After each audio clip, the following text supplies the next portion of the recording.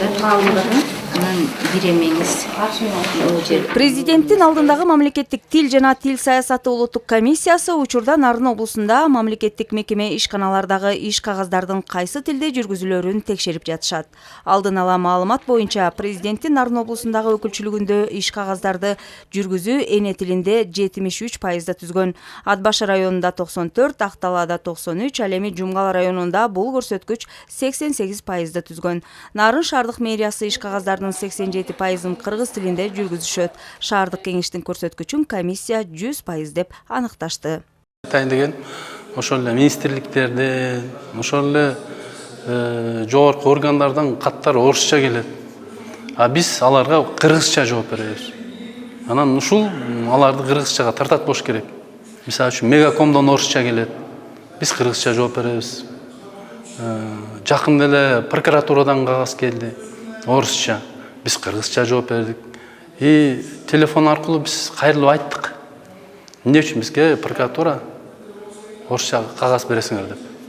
Биз эми банк системасында көбүнчө терминдер ошо кыргызча которулушу кыйыныраак болуп атпайбы? Биз аны бирок улуттук банктын нормативный документтеринин баарында ошо кыргызча менен орусча кошо алып жүрүшөт. Ошондон биздин өзүбүздүн жана банк терминдерин котормосун ошол жактан алсак болот да негизичи.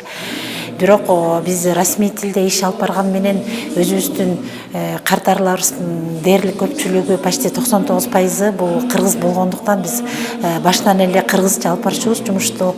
Ошондой эле мисалы ар бир картар менен келишим түзгөндө ошол келишимден орусча жана кыргызча түрлөрү бар. Ал ошол картардын өзүнүн тандаган шартына жараша. Нарында эне тилге болгон мамиле салыштырмалуу мактанарлык болгон менен Борбор калаада жакын жайланышкан аймактарда абал тескерисинче. Маселен, министрликтерде жана алардын тармактарында иш кагаздарды жүргүзүү расмий тилде.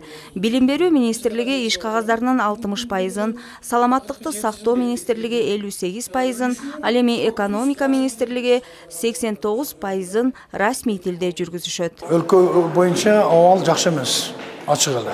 Ар бир облустун өзүнүн өзгөчөлүктүү проблемалары бар экен, артыкчылыктары да бар экен, жетишпеген жактары андан көп.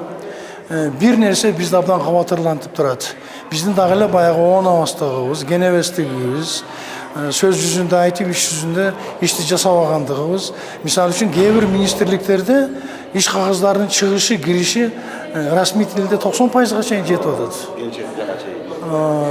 Ал турсун президенттин администрациясынан чыккан кагаздардын 80-90%-ы расмий тилде болуп атат.